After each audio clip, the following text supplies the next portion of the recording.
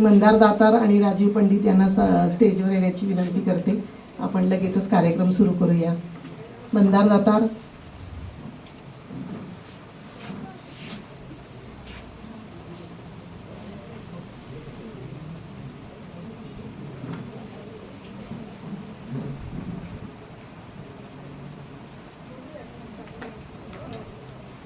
नमस्कार.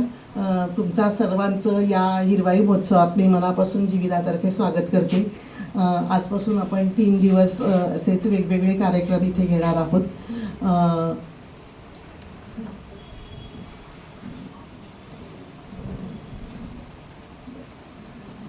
नलावडे सरांना विनंती करते की त्यांनी स्टेजवर यावं. तुम्ही आमच्या गुरुस्थानी आहात, त्यामुळे माझी इच्छा अशी आहे की तुम्ही यावं. आजचं हिरवाईचं उद्घाटन आम्ही तुमच्या हस्ते करणार आहोत, त्यामुळे प्लीज या.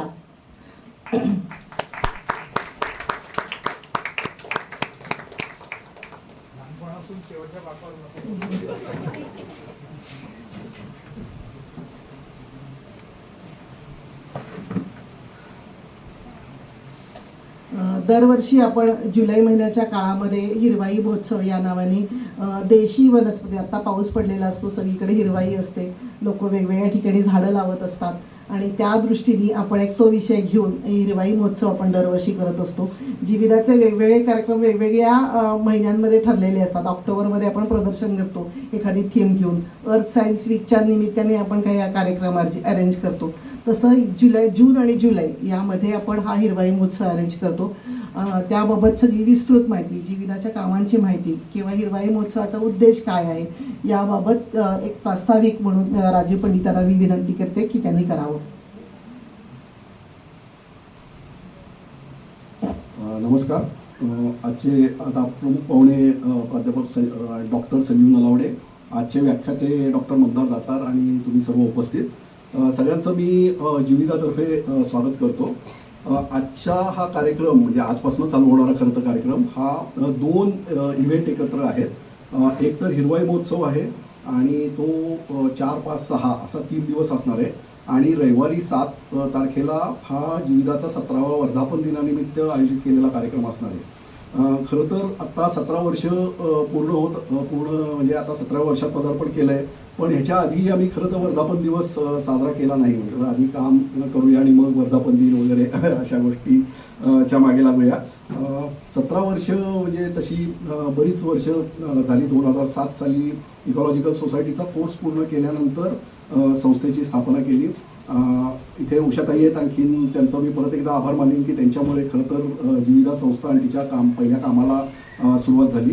गेल्या 17 वर्षात जीविदातर्फे जर म्हटलं तर मुख्यतः पर्यावरण विषयक एज्युकेशन आणि अवेअरनेस या 2 विषयामध्ये आम्ही काम करतो आहोत. पर्यावरणाचे अनेक कंगोरे आहेत. आणखीन त्याच्यामध्ये आपण जर म्हटलं काम करायचं तर एज्युकेशनचं काम करू शकतो, त्यानंतर अवेअरनेसचं काम करू शकतो, त्याचबरोबर इकॉलॉजीचं म्हणून एक काम करू शकतो, आणखीन सगळ्यात शेवटचं म्हणजे ॲक्टिव्हिस्ट म्हणून पण काम करू शकतो. पुण्यामध्ये ह्या विषयात काम करणारे अनेक जण आहेत, पण तरीही म्हणजे प्रत्येक विषयात काम करणारे अनेक जण आहेत, पण तरीही एक मोठा लॅक्युना आपल्याला पर्यावरणाच्या विषयीच्या चळवळीचा किंवा त्याविषयी काम करताना दिसतो की एक तर कम्युनिटी म्हणजे जी काम करणारी कम्युनिटी आहे ती प्रत्यक्ष आपल्या सर्व समाजाच्या ह्याच्यातनं धरली तर खूप छोटी आहे.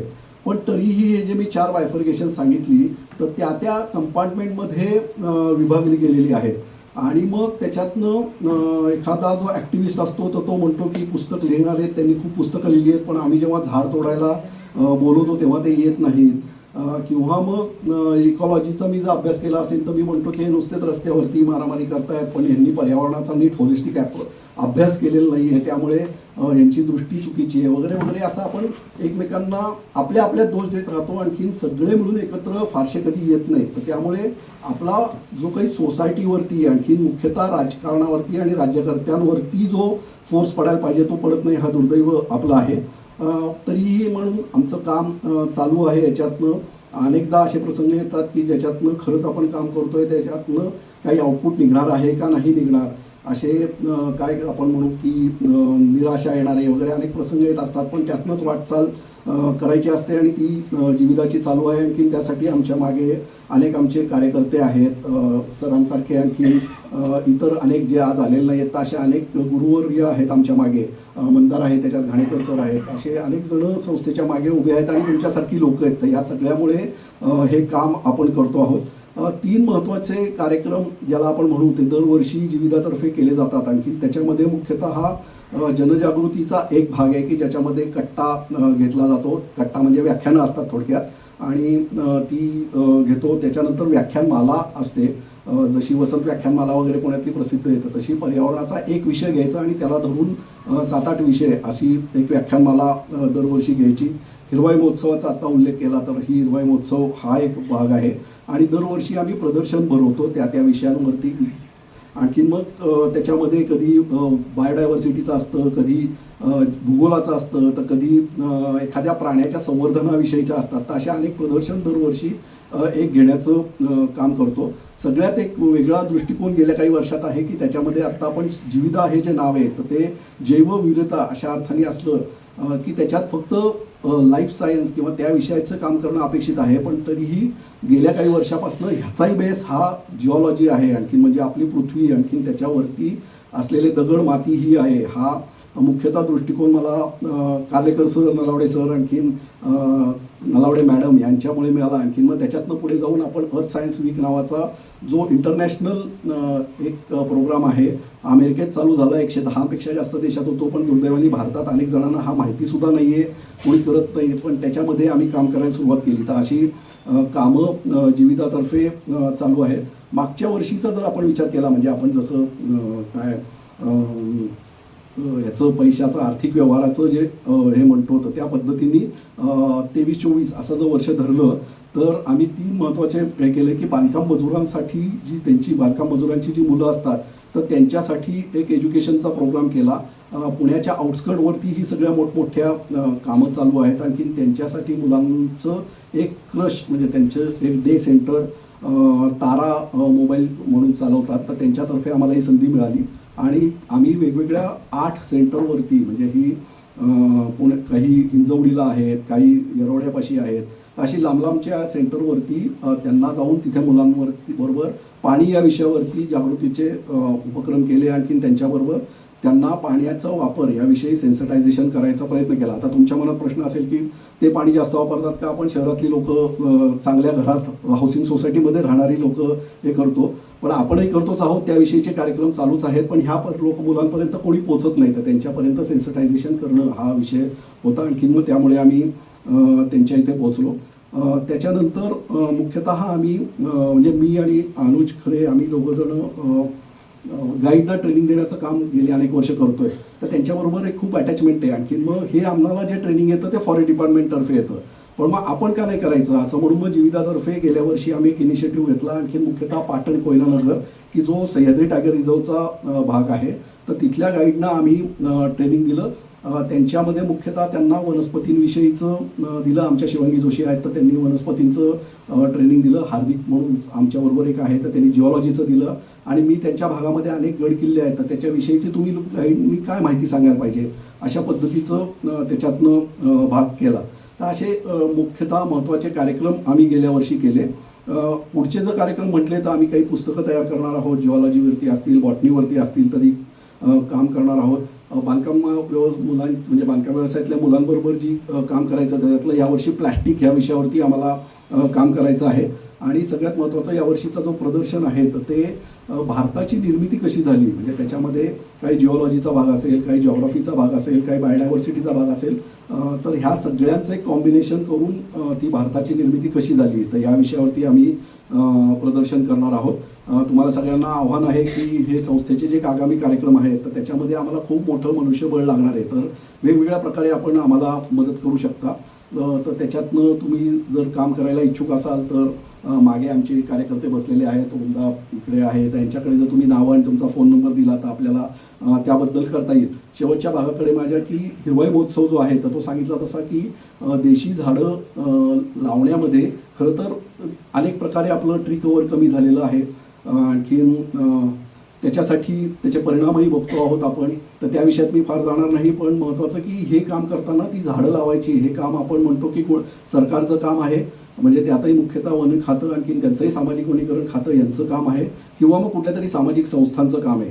आपण झाडं लावली पाहिजेत ही मानसिकता फार कमी असते. आणखीन एखादं झाड किती जणांनी किती झाडं लावली आहेत असं विचारलं तर एक संपूर्ण म्हणजे आपला हा ग्रुप आहे याच्याबद्दल नाही, पण समाजातलं जर काढलं तर फार कमी पर्सेंटेज निघेल. तर ह्या सर्व लोकांना आपली देशी झाडं लावण्याच्यासाठी प्रोत्साहन द्यावं म्हणून हा हिरवाई महोत्सव केला. याच्यातनं देवराई फाउंडेशनचे रघुनाथ ढोलेंचं सगळ्यांना नाव माहिती आहे, तर त्यांच्या मदतीने आपण अनेक वर्ष झाडं रोपं वाटण्याचं काम केलं. हिरवाई महोत्सवाला लोकांनी यावं याच्यासाठी दरवर्षी आपण काही लेक्चर्स घेतो, प्रदर्शन्स असतात, म्हणजे काही रोपांची असतात, कधी औषधी वनस्पतींची असतात, अशी प्रदर्शन्स असतात आणि मग लोक येतात, त्यांना झाडं वाटतो. असं गेली काही वर्ष चालू होतं, पण गेल्या काही वर्षामध्ये म्हणजे मुख्यतः 2 वर्ष आमच्या असं लक्षात आलं की हे काम आता करणारे बरीच जण आहेत. तर त्यामुळे गेली 2 वर्ष आम्ही देशी झाडं वाटणं म्हणजे रोपं वाटणं हा विषय थांबवला आहे, पण याच विषयाचा अवेअरनेस करावा अशा दृष्टीने आम्ही हा हिरवाई महोत्सव चालू ठेवलेला आहे. याच्यात यावर्षी मुख्यतः आज डॉक्टर मंदार दातार आपल्याला वनस्पतींची नावं जी असतात, शास्त्रीय नावं, तर त्याच्या मागच्या कथा किंवा ती नावं शास्त्रीय कशा पद्धतीने ठेवली याविषयीचं गोष्टी सांगणार आहेत, काही माहिती देणार आहेत. उद्या शुक्रवारी मृणालिनी वनारसे जी इकॉलॉजिस्ट आहे, तर ती आणि ती कलाक्षेत्रात पण काम करते, तर ती तिचं सानवारा नावाची कादंबरी आहे, तिने अनेक पुस्तकं लिहिलेली आहेत. तर त्यातली सानवारा जे आपल्या शहरातल्या रानव्यावरती आधारित असं पुस्तक आहे, तर त्याच्याबद्दल ती बोलणार आहे, म्हणजे त्याचं वाचन थोडं आणखीन प्रेझेंटेशन असं करणार आहे. तर ते इंटरेस्टिंग प्रोग्राम आहे. आणि सगळ्यात शेवटी आज घाणेकर सर आलेले मागे बसलेले आहेत, तर त्यांचा आपले इव्होल्युशनमध्ये वनस्पतींचे फॉसिल्स आपल्या इथे भारतात मुख्यतः कुठे कुठे सापडली आणि कुठली कुठली आहेत, तर याविषयीचं मार्गदर्शन ते करणार आहेत. तासा 4, 5 आणि 6 असा 3 दिवसाचा संध्याकाळी 6:30 ते 8 साधारण धरू आपण ह्याच हॉलमध्ये कार्यक्रम आहे. आणि शेवटचा कार्यक्रम जो आहे तो आमच्या 17व्या वर्धापन दिनानिमित्त रविवारी संध्याकाळी आहे, म्हणजे 7 तारखेला. त्याच्यामध्ये पुण्याच्या वाईल्डरनेसवरती मी आणि अनुजने एक पुस्तक केलेलं आहे, फोटोग्राफिक आहे मुख्यतः. आणखीन तर त्याच्या पुस्तकाचा प्रकाशनाचा कार्यक्रम आहे. माननीय श्रीराम मोडक जे मुंबई उच्च न्यायालयाचे न्यायाधीश आहेत, तर त्यांच्या हस्ते तो कार्यक्रम होणार आहे. आणि मग त्याच्यानंतर माझा आणि अनुजची मुलाखत आहे डॉक्टर महेश सिंदीकर घेणार आहेत. आमच्या दोघांच्या अनुभवांवरती तो कार्यक्रम असेल. तर माझं असं सगळ्यांना आव्हान आहे की सगळ्यांनी या कार्यक्रमाला उपस्थित राहा. एवढं बोलून मी माझे 2 शब्द थांबवतो. थँक्यू. थँक्यू राजीव. आजचा हिरवाई महोत्सवाचा कार्यक्रम ठरवायचा, मग आमच्या डोक्यात खूप वेगवेगळे विषय सुरू झाले.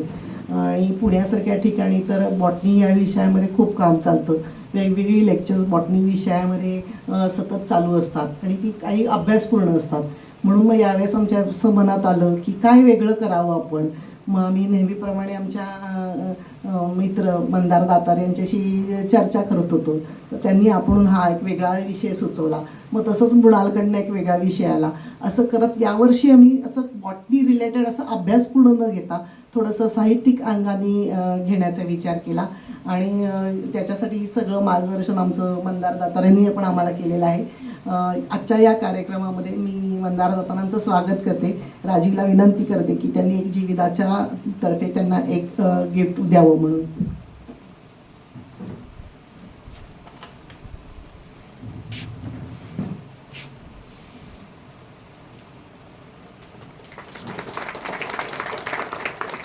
नंतर जसं म्हणाला राजीव की जीविदाचा कार्यक्रम पूर्वीपासून चालूच होते वेगवेगळे. त्याच्यात आम्ही बॉटनी, बर्डिंग, कीटक असे सगळे विषय घेतच होतो. परंतु नलावडे सर आणि नलावडे मॅडम आणि कार्लेकर सर यांच्यामुळे आम्ही भूगोल आणि जिओलॉजी या विषयात शिरलो, जे पुण्यामध्ये कुणीच करत नाही.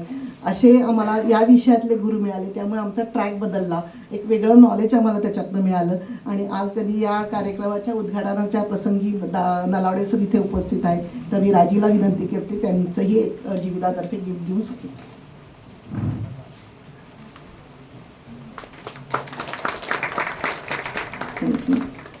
आता आपण कार्यक्रमाकडे वळूया.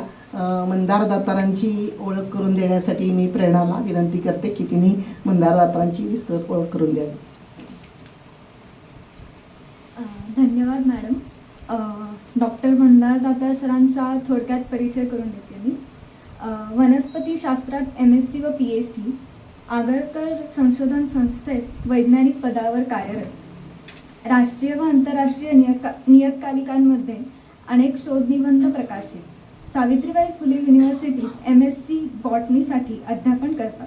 जीविधा निसर्ग सेवक यांसारख्या संस्थांनी आयोजित केलेल्या अभ्यासक्रमात व्याख्याते म्हणून वृत्तपत्र, नियतकालिका व आकाशवाणीसाठी विपुल लेखन, बऱ्याच पुस्तकांचे लिखाण, यक्षपुष्प ऑर्किड, वानसफाटा, गड किल्ल्यांवरील वनस्पती, wild orchid, seeds of western Ghat इत्यादी. कवितेतील वनस्पती या वनस्पतींवरील कविता वाचनाचे कार्यक्रम व उत्तम कवी. धन्यवाद.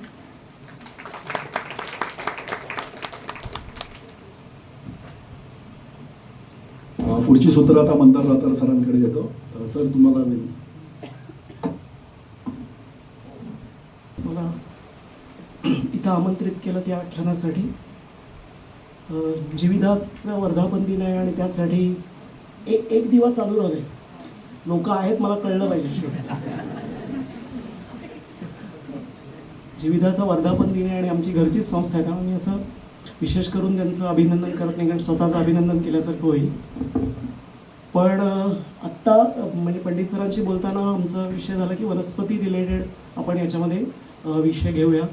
हे म्हणल्यावर माझ्या लक्षात आलं की आपलं एक जुनं प्रेझेंटेशन या नावाचं होतं, नॉमेनक्लेचरल टेल्स, म्हणजे गोष्टी वनस्पतींच्या नावासंदर्भातल्या. ते त्याच्याविषयी बोलावं. फक्त माझी काहीच तयारी झालेली नाही. प्रेझेंटेशन जुनं आहे आणि आता पुढची स्लाईड काय येणार आहे ते मलाही माहीत नसल्यामुळे माझ्यासाठी सुद्धा सरप्राईज आहे.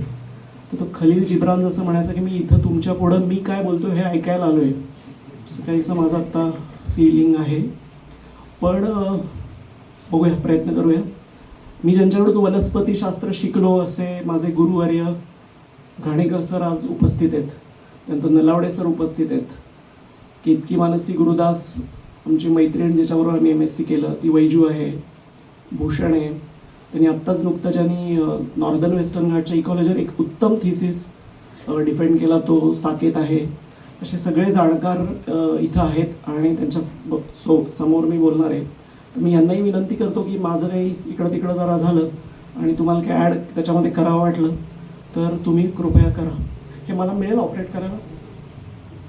नेक्स्ट. तर आता सरांनी सांगितलं तसं मी वनस्पतीशास्त्रातली जी नावं आहेत त्याच्या संदर्भातलंच हे प्रेझेंटेशन होतं.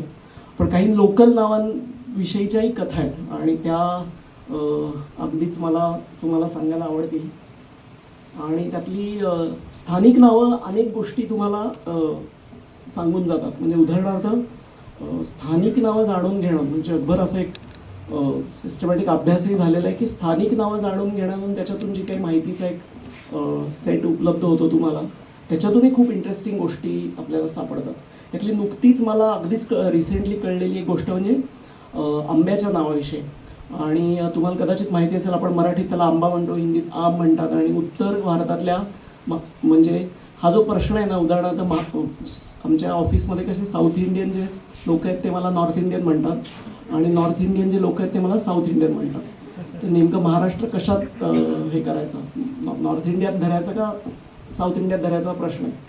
तर एक तर सातपुड्याच्या दक्षिणेला असल्यामुळं साऊथ इंडिया म्हणणं बरोबर आहे, पण आपली भाषा ही संस्कृतची सिमिलॅरिटी दाखवते असल्यामुळे नॉर्थ इंडियन म्हणणं आहे. तर बरेचदा वनस्पतींची नावं कुठल्या भागात कुठली वापरतात त्याच्यावरून आपला कनेक्ट कोणाशी जास्त व्यवस्थित आहे, कुठल्या भाषेशी, कुठल्या प्रांताशी ते कळू शकतं.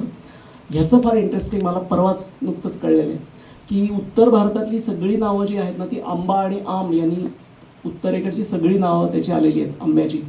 आणि दक्षिण भारतातली सगळी नावं त्याची मंगा आणि मंगू हे जे मूळ त्याचे शब्द आहेत तमिळ मल्याळम ओरिजिनचे, त्याच्यावरून त्याची दक्षिण भारतातल्या ज्या 4-5 भाषा आहेत तुळू धरून त्याच्यामधली सगळी नावं आहेत.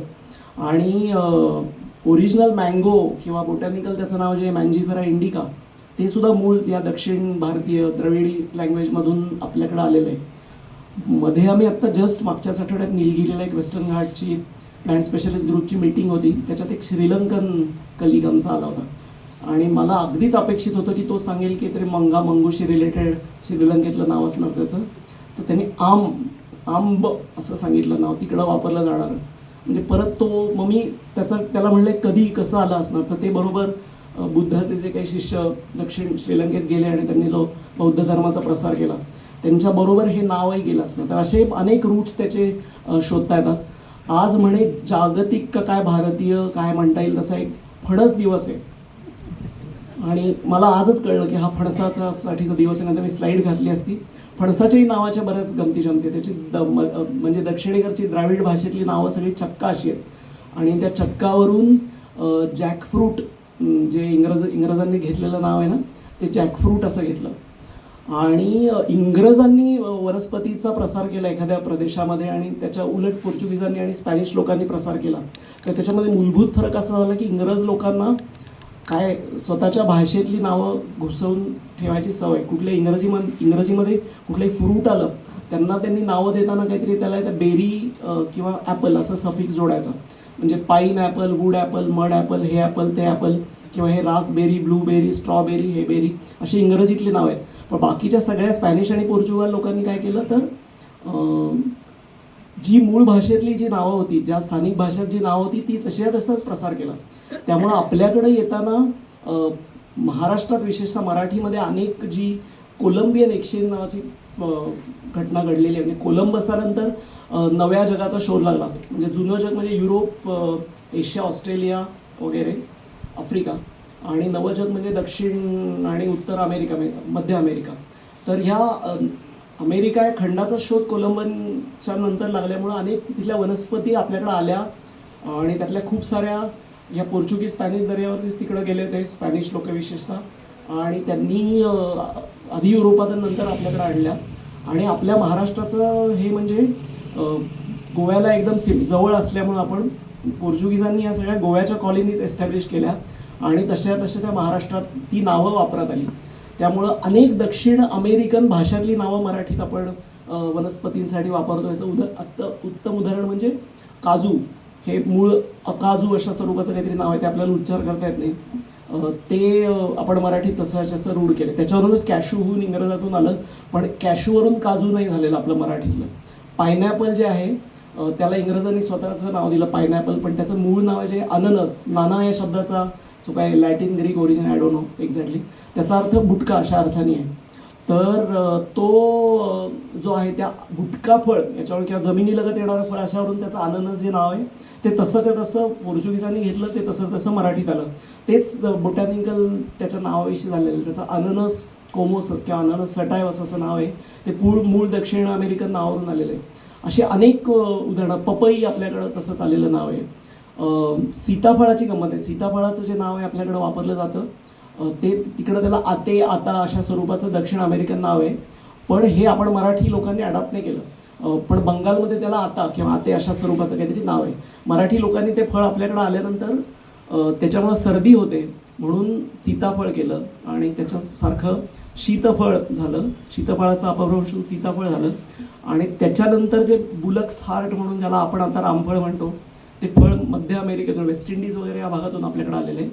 तर त्याला आधी सीताफळ एक नाव वापरत होतं, त्यामुळे त्याला रामफळ असं नाव दिलं. आणि मग नंतर आता तुम्हाला माहिती असेल ते लक्ष्मण फळ, हनुमान फळ अशी फळं आलेली आहेत. आणि दक्षिण अमेरिकेत खूप ॲनोनाच्या स्पीसीज आहेत आणि आपल्याकडे रामायणातली बरीच पात्रं शिल्लक आहेत. त्यामुळे मॅच होत राहील. दशरथ फळ आणि काय बरंच रावण फळपर्यंत येऊ आपण. तर सांगायचा अर्थ असा होता की स्थानिक भाषेतली नावं जशी आहे तशी एखाद्या यांनी स्वीकारणं. आणि आपण उल्लेख करत होतो फणसाचा. तर आमचा डॅनिलो नावाचा ब्राझिलियन कोलॅबरेटर आहे. त्याला म्हटलं ह्या फळाला, त्याला एक फोटो दाखवून याला काय म्हणतात ब्राझिलियन लँग्वेजमध्ये, तर तो म्हणला चक्का. म्हणजे जे मल्याळम नाव आहे ह्याचं फणसाचं, म्हणजे ज्याच्यावरून इंग्रजी जॅकफ्रूट आले, ते परत पोर्चुगीजांनी तिकडची नावं इकडं रूढ केली, तशी इकडची नावंही तशी तिकडं रूढ केलेली आहेत. अशी एक त्याच्याविषयीची गंमत आहे. त्यानंतर हे जाऊ द्या, अननस जेव्हा आपल्याकडे आला, मराठीत आपण जसं तसं स्पॅनिश पोर्चुगीज लोकांनी तिकडचं ब्राझीलचं नाव स्वीकारलं अननस. तो जेव्हा केरळात महाराष्ट्रातून गेला तेव्हा त्याला पहिल्या अगदी सुरुवातीच्या मल्याळम लिटरेचरमध्ये नाव आहे फिरंगी चक्का. म्हणजे फिरंगी म्हणजे पिरंगी असं ते म्हणतात. फिरंगी म्हणजे परदेशातून आलेला चक्का, परदेशातून आलेला फणस. तर अशी खूप इंटरेस्टिंग नावं रूढ होतात. याला सुद्धा, काजूला सुद्धा मल्याळममध्ये फिरंगी मांगा असं नाव आहे. म्हणजे परदेशी मँगो, म्हणजे आता ते कुठल्या अँगलनी त्यांना मँगोसारखं दिसलं हे माहीत नाही, पण त्याची फॅमिली एक आहे. म्हणजे अशा स्वरूपाचाही लोकांनी विचार केला असणार की जी फुलं आंब्यासारखीच दिसत असते, कारण फळाचं काही साधर्म्य असायचं कारण नाही. त्याचा नावाचा अर्थ काय ते आपण बघूया. फळाशी साधर्म्य नाही, पण फुलं एकसारखे असल्यामुळे ते नाव तसं स्वीकारलं गेलं असणार. तर नावं अशी पडण्याचं आणि हे ते जे गोष्टी आहेत त्या खूपच वेगवेगळ्या त्याच्यामध्ये इंटरेस्टिंग हे आहेत. आज आपण त्यातले प्रवाह वगैरे समजून न घेता सरळ सरळ सोपं ठेवू मेसेज की स्पीसीज जास्ती बोटॅनिकल नावाविषयी बोलणार आहे. बोटॅनिकल नाव आणि त्याचे नावं आणि त्याच्या मागचे अर्थ. मिरचीचं परत मी म्हटलं तसं दक्षिण अमेरिकेतूनच आलेली स्पीसीज आहे. चिली देश आहे तिथूनच आलेली आहे. आपल्याकडं त्याच्या आधी मिरी वापरली जायची तिखटपणासाठी, पंजंट चव आणण्यासाठी पदार्थांना आपल्याकडं मिरी किंवा मोहरी फार तर वापरायचे, आणि ही चव आपल्याकडं नव्हती. आणि त्यामुळे जेव्हाही भारतात आली तेव्हा ही इतकी स्वस्त आणि मिरी इतकी महाग, कारण मिरीला तर गोल्ड हे म्हणतात, ब्लॅक गोल्ड असंच म्हणतात. कारण 1 किलो मिरीच्या बदल्यात तुम्हाला लॉर्ड्स काय इंग्लंडच्या लॉर्ड्सचं डोक्यात येतं नाही, इंग्लंडच्या मेन स्ट्रीटवर घर घेता येईल एवढं 1 किलो मिरी तेवढ्या भावाने जायची. जर मला टाईम मशीन मिळालं तर मी 1-2-4 फ्लॅट तरी नक्की इंग्लंडमध्ये घेऊन ठेवीन आपल्याकडची मिरी देऊन, 2-4 प्लॉट. तर ही इतकी महत्त्वाची मिरी होती, ती कसा त्याचा प्रसार व्हायचा वगैरे वेगळा अभ्यासाचा विषय, आणि घाणेकर सर जास्ती तज्ज्ञ त्यातले माझ्यापेक्षा. तर ही आपल्याकडं येताना नावं बघताना लक्षात येतं की नाव नुसतं बघितलं तरी लक्षात येतं कशावरून तरी डिराईव्ह झालेलं आहे. तर मिरीवरून आलेलं हे मिरची नाव आहे, त्यामुळे ते भारतभरातल्या सगळ्या लँग्वेजेसमध्ये त्याला मिरचीवरून नावं आहेत. आणि याचं कारण एकमेव कारण म्हणजे ती मिरीला त्यांनी हळूहळू रिप्लेस केलं. तर आपल्या मराठीत एक म्हण आहे, कानामागून आली आणि तिखट झाली. याचं कारण म्हणजे आधी मिरी वापरायचो आणि त्याच्याऐवजी ही मिरची आली, आणि त्यांनी ॲक्च्युली कानामागून ती तिखट झाली आणि जास्ती पॉप्युलर झाली. श्रीलंकेतून मिरचीची निर्यात व्हायची, म्हणजे आपल्याकडं म्हणजे तिकडून जी मिरी यायची ती थेट आपल्याकडं मुंबई वेस्ट कोस्टच्या बंदरात न जाता श्रीलंकेला जायची, आणि श्रीलंकेतून ईस्ट कोस्टला त्याचा हे करायचं व्यापार व्हायचा. आणि त्यामुळे बंगालीत जर शोधलं तर बंगालीत मिरचीला लंका असं नाव आहे. याचं कारण परत ते कुठून एक्सपोर्ट होते त्याच्यावरून. अशी अनेक उदाहरणं देता येतील. साखर हा पूर्णपणे आपलं नाव आहे. संस्कृत शर्करावरून सगळं साखर, सॅकॅरिन, सॅकॅरम हे ती सगळी नावं आलेली आहेत. पण त्याला हिंदीत चीनी म्हणतात. याचं कारण आपल्याकडं गूळ तयार करायचं तंत्रज्ञान होतं, साखर तयार करायचं तंत्रज्ञान आपल्याला चीनी लोकांनी दिलं, आणि त्यामुळे त्याला हिंदीमध्ये सडनली एकदम वेगळं नाव येऊन जातं चीनी म्हणून. तसंच गंमत आहे. एखाद्या स्पीसीचं डिस्ट्रीब्युशन कसं याच्यावरही काही काही गोष्टी लक्षात येतात. उदाहरणार्थ सिनेमम जो आहे, दालचिनी, हा ह्याच्यात चीनी याचं काय कारण आहे, तर याचा बराच शोध घेतल्यावर असं लक्षात आलं की ही स्पीसीज मूळची श्रीलंकेतली आहे दालचिनी, आणि ती परत ह्या जी 4 जी मुख्य आपल्याकडून एक्सपोर्ट होणारी मसाल्याची पिकं होती, भारतातून एक्सपोर्ट व्हायची, त्याच्यामुळे मिरी, दालचिनी, लवंग आणि वेलदोडा नव्हे जायफळ, हे मुख्य वेलदोडा होताच, जायफळ ही सगळी अरबी व्यापाऱ्यांमार्फत तिकडं युरोपात जायची. तेव्हा दालचिनी नाव पडायचं कारण काय, तर या सिनेमोमचे ज्या आपल्या दक्षिण भारतात असलेले सगळे स्पीसीज आहेत, काय तमाला आणि काय सल्फोरॅट आणि बऱ्याच स्पीसीज आहेत, तशी चीनमध्येच दालचिनीला ॲडल्ट्रेशन होणारी एक स्पीसीज आहे. त्याचं डिस्ट्रीब्युशन रेट बघितलं तर ते चीनमध्ये, आणि सिनेमोम कॅशिया असं त्याचं नाव आहे, आणि ते आपल्याकडं इम्पोर्ट व्हायचं, आणि त्यामुळे ह्याला जे चीनी चिकटलं त्या दालचिनीला ते कायमस्वरूपी त्याच्यामध्ये राहिलेले आहे. तर अशी या लोकल नावांविषयी बऱ्याच अशा गमती करता येतात. ही अशीच एक वनस्पती आहे तीळ. त्याचं नाव जे आहे इंग्रजीमध्ये म्हणजे युरोपात पूर्ण वेळ त्यांच्याकडे तेलाचा स्रोत होता ऑलिव्ह ऑइल. आपण आता वापरायला सुरुवात केली, पण अख्खं युरोपभर लोक ऑलिव्ह ऑइल वापरत होते. आणि ऑलिव्ह शब्दावरून त्यांचा इंग्रजीतला ऑइल शब्द आहे ना, ते यांचं रूट एकच आहे, कारण ऑइल ज्याच्यापासून मिळतं तो ऑलिव्ह, आणि ऑइल देणारा तो उलटं ऑलिव्हपासून जे मिळतं ते ऑइल. तसं आपल्या संस्कृतमध्ये ज्याच्यापासून तेल मिळतं त्याचं नाव आहे तीळ. म्हणजे तीळ आणि तेल हे ऑलिव्ह ऑइलसारखंच एकाच रूटपासून आलेलं आहे. आणि आपल्याकडं तीळ म्हणजे आता तुम्ही शेंगदाणा त्याचं नावच भुईमुग असं आहे, म्हणजे याचा अर्थ हे दुसऱ्या कुठल्या तरी वनस्पतीशी साधर्म्य दाखवणारं नाव दिलं, याचा अर्थ ती मूळची भारतीय वनस्पती नाही, हे लगेच लक्षात येतं. परत दक्षिण अमेरिकन वनस्पती आहे ही शेंगदाणा, आणि आपल्याकडं आली तेव्हा जमिनीत त्याला मुगासारख्या शेंगा येतात, किंवा जमिनीत ज्याला मूग येतात तो म्हणून भुईमुग असं मराठी त्याचं नाव आहे. ते मूगफली वगैरे मूंगफली वरून आलेलं आहे. ते मुंगासारखी फळं असलेलं हिंदीतलं नाव. तर हे ऑलिव्ह ऑइलसारखं ह्या तिळाचं जे आहे ते तेल आणि तीळ एकदम एका रूट्सपासून आलेले आहेत. आणि हा आपल्या अरबी व्यापाऱ्यांनी हा सगळा तीळ आहे तो युरोपात पोचवला आपल्याकडून. पण त्यांनी त्याला वेगळं नाव दिलं. त्यांनी नाव दिलं, हे आपल्याकडचं नाव वापरलं नाही, ते सिम असं म्हणायला लागले त्या झाडाला. आणि त्याच्यामुळे त्या सिमवरून त्याचं जे इंग्रजी नाव आहे सिसम किंवा त्याचं बोटॅनिकल नाव सिसॅमम इंडिकम म्हणून, भारतीय पण सिसॅमम ते जी आलेली आहे.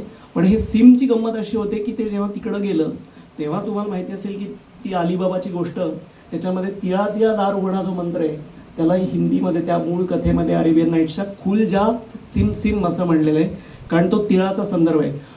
ज्या माणसाने ही कथा मराठीत अनुवाद केली आणि त्याला तिळा तिळा दाड उघडा मंत्र केला त्याचा चांगलाच ट्रान्सलेशनचा अभ्यास असणार.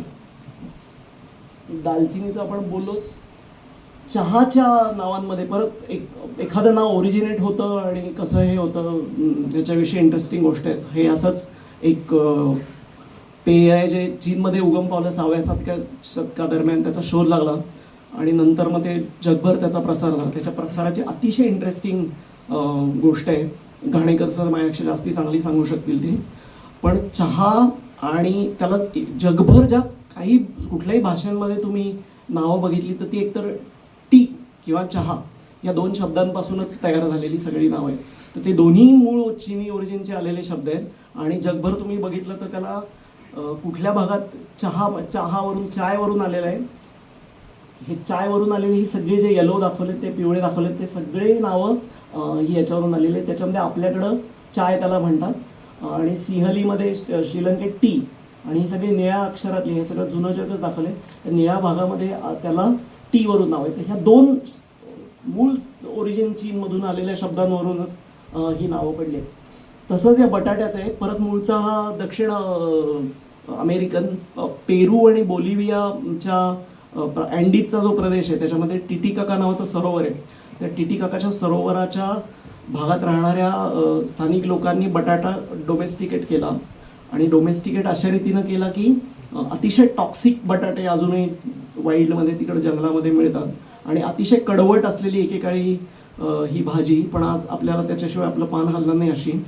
तर ती बटाटा डोमेस्टिकेट करत गेले आणि त्याचं मूळ तिकडचं नाव आहे जे पटाटा, त्याचा पचा ब होऊन आपल्या परत पोर्चुगीजांनी आपल्याला मराठीत हे नाव दिलं. कोकणातून म्हणजे गोव्यातून महाराष्ट्रात आल्यामुळं आपण बटाटा जसं तसं वापरायला सुरुवात केलं.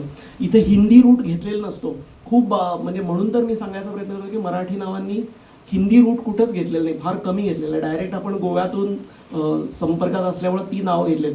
हिंदीत जेव्हा तो आला तेव्हा आलू असं त्याला म्हणायला लागले, कारण हिंदीत कुठल्याही गोल वस्तूला साधारण आलू असंच म्हणत असल्यामुळं हा बटाटा जेव्हा आला तेव्हा त्याला आलू म्हणायला लागले.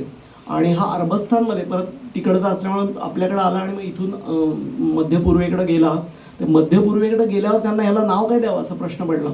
म्हणून त्याला त्यांनी नाव दिलं. त्यांना माहिती होतं काहीतरी बटाट्यासारखंच म्हणजे सफरचंद, सेब.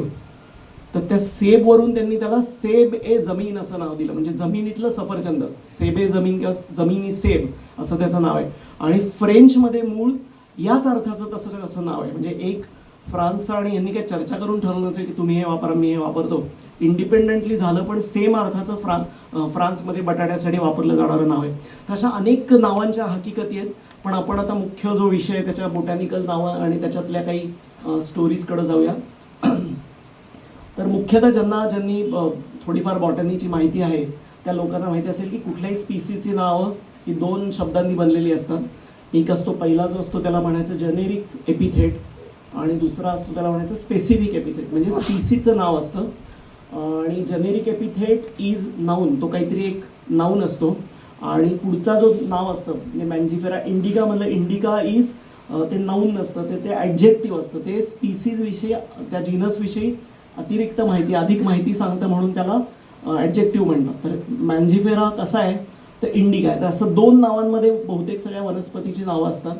आणि आपण आता काही बोटॅनिकल नावं बघू आणि पुढे जाऊ.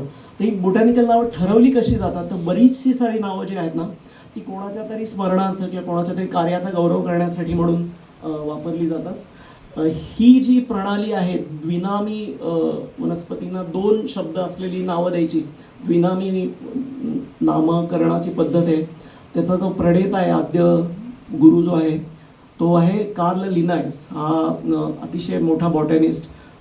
त्याचं एक 1753चं स्पीसीज प्लॅन्टॅरम नावाचं पुस्तक आहे आणि त्या स्पीसीज प्लॅन्टॅरम पुस्तकात त्यांनी पहिल्यांदा ही सिस्टीम रूढ केली आणि त्या स्पीसीज प्लॅन्टॅरम पुस्तकापर्यंत वनस्पतींची नावं, त्यानंतर जी नावं लोकांनी रूढ केली द्विनामी, ती फक्त ॲक्सेप्टेड किंवा व्हॅलिड, ॲक्सेप्टेड म्हणणं बरोबर नाही, व्हॅलिड म्हणून वापरली जातात. त्याच्या आधीची नावं त्यांना अर्थ नाही. कार्ल लिनायसच्या आधी हा 1753चा याचा 1735ला त्यांनी पब्लिकेशन सुरुवात केलं.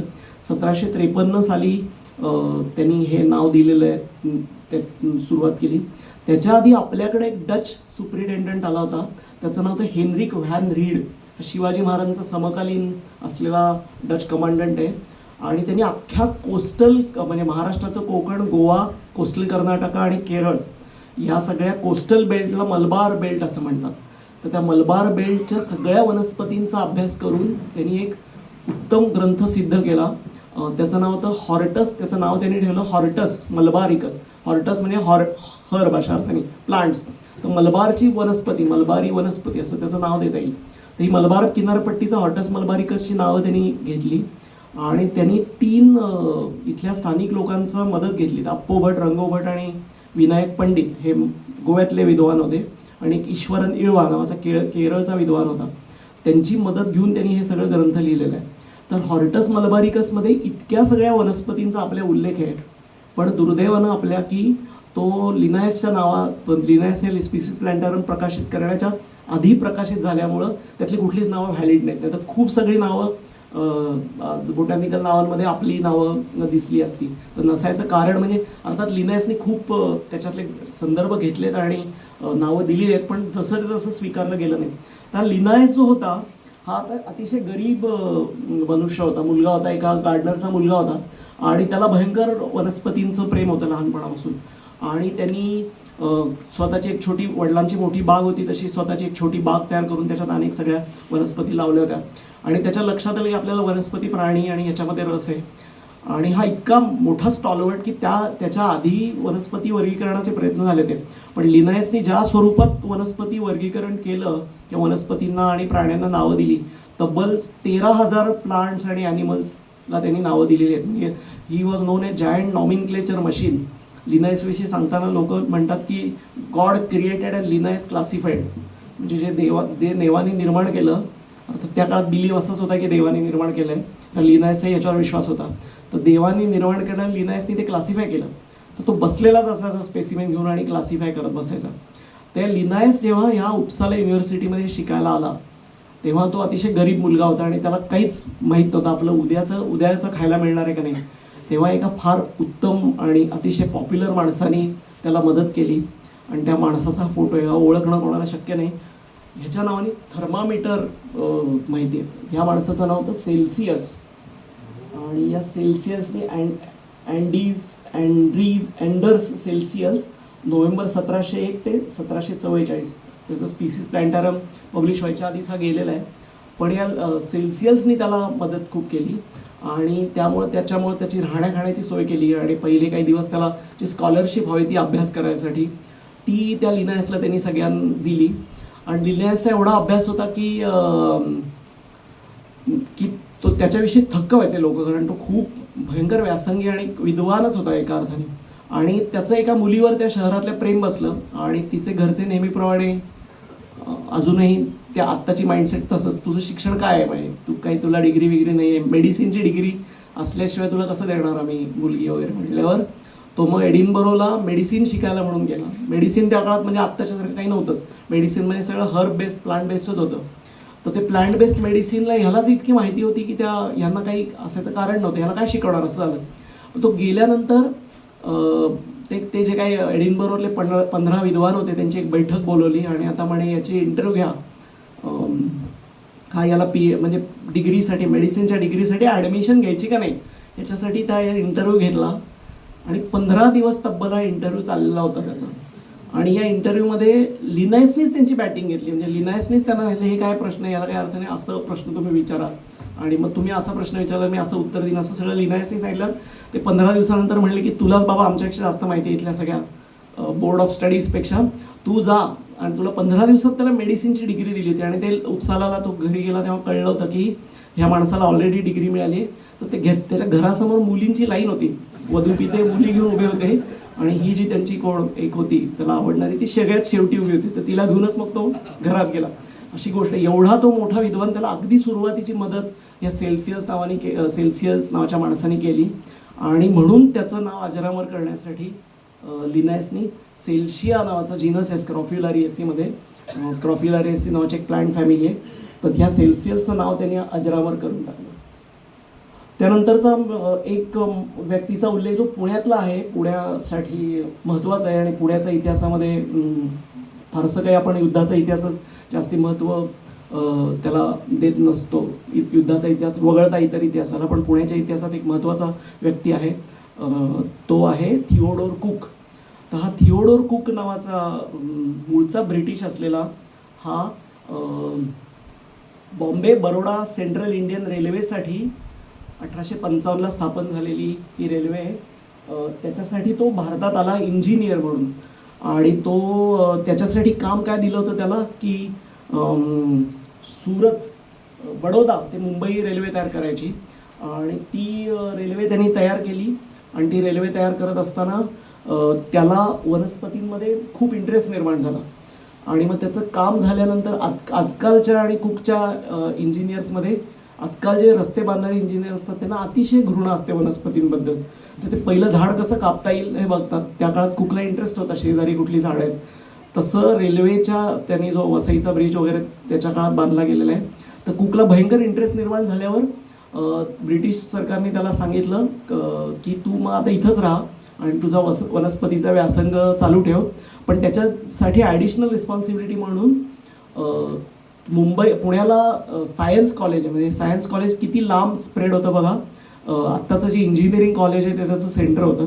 तिथपासून ते ॲग्रिकल्चर कॉलेजपर्यंत आणि इंजिनिअरिंग कॉलेजचं हॉस्टेल वगैरे हा सगळा मोठाच्या मोठा शिवाजीनगरमधला परिसर हा त्या इंजिनिअरिंग कॉलेजमध्ये होता. आणि तिथं तू प्रिन्सिपल म्हणून जा. आणि तिथं तो प्रिन्सिपल म्हणून आला. आणि आल्यानंतर त्यांनी अतिशय थक्क करणारी कामगिरी या त्याच्यात जे काय सहकारी होते त्यांनी हे केलेली आहे. कारण आपल्या भागातल्या वनस्पतींची सगळी मुहूर्तमेढ या कुकनी पहिल्यांदा रोवलेली आहे. आणि त्या काळात त्यांनी सगळ्या महाराष्ट्र म्हणजे बॉम्बे प्रेसिडेन्सीचा अभ्यास करायचा. महाराष्ट्र नाहीच, ही बॉम्बे प्रेसिडेन्सी सिंधपासून ते कारवारपर्यंत पसरली होती. आणि असा लांबसडक पट्टा होता. मराठवाडा विदर्भाचा समावेश नव्हता त्याच्यात. तर या सगळ्या पट्ट्यातल्या वनस्पतींचा अभ्यास त्यांनी केला इंजिनिअरिंग कॉलेजचं पद सांभाळता. आणि नंतर त्यांनी ब्रिटिश गव्हर्नमेंटला सांगितलं की मी आता याचा एक उत्तम दर्जाचा फ्लोरा पब्लिश करतो.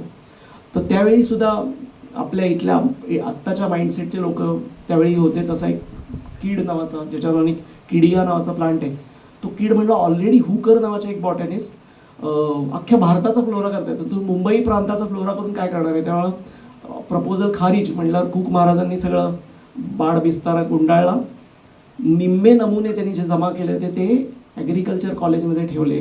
त्यावेळी म्हणजे आत्ताचं जे ॲग्रिकल्चर कॉलेज आहे तो सायन्स कॉलेजचाच भाग होता. तिथं ते ठेवून दिले. आणि सगळं जहाजाने निम्मे नमुने घेऊन तो इंग्लंडला निघून गेला. आणि तोपर्यंत काही त्याला कीड नंतर रिटायर झाला थोड्या दिवसांनी. कीड रिटायर झाल्यानंतर पुढच्या साहेबाला कळलं होतं की हे फार महत्त्वाचं काम आहे आणि कुकचा काय व्यासंग आहे याच्यातला.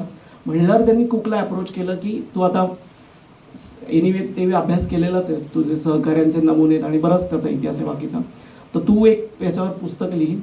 आणि मग त्यांनी 1901 ते 1901ला पहिला व्हॉल्यूम आणि 1908ला दुसरा व्हॉल्यूम असे 2 खंडात, त्यावेळी ते नंतरच्या 3 खंडात प्रकाशित झालं, पण 2 खंडात हे पुस्तक त्यांनी प्रकाशित केलं.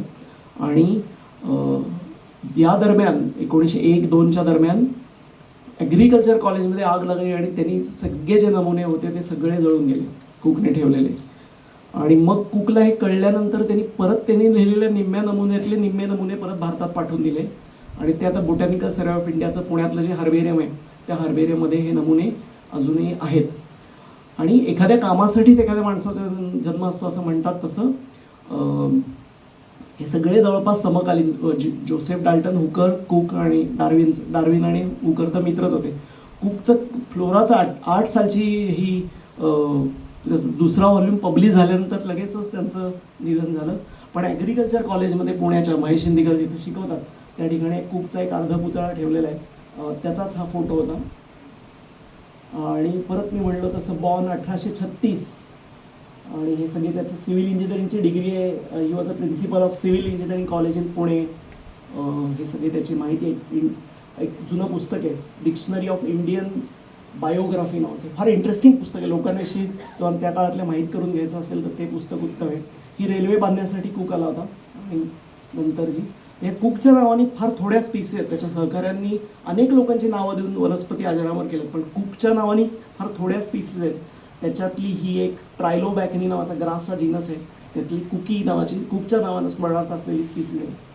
कुकच्या काळात बरेच कुकचे सहाय्यक होते आणि त्याच्यामधले खूप लोक हे कुक साहेब सांगतील तसं आपण करू अशा जनरल मेंटॅलिटीचे होते.